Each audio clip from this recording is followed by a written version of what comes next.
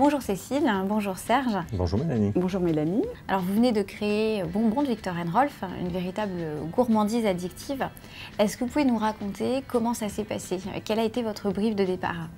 Le brief de départ en fait était de créer une gourmandise extrême, un pur plaisir. Et donc nous avons choisi de travailler autour du caramel et de l'habiller en parfum couture, comme un nœud de chez Viktor & Rolf sur leurs vêtements.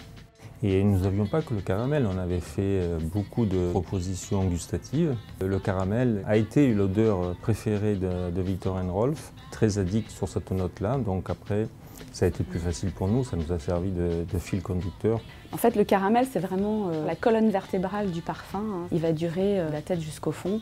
Et vraiment, on a articulé le parfum autour de cet accord caramel. Il fallait que le caramel soit présent, mais qu'il ne vienne pas interférer trop avec les notes qu'on voulait mettre en valeur. Par exemple, le top, c'est un côté un peu fruité, pêche.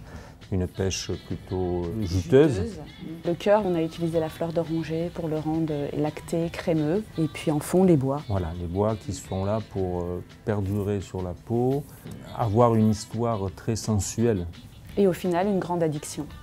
Alors c'est votre première collaboration avec Viktor & Rolf. Est-ce que vous avez aimé travailler avec ce duo de créateurs?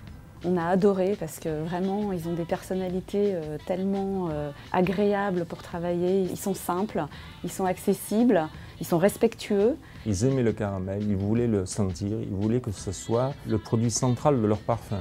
Ils ont assumé ça et ça, je trouve que c'est déjà très très bien. On a pu comprendre exactement là où ils voulaient aller. Alors dernière question, avez-vous une anecdote particulière à nous confier sur la création de bonbons?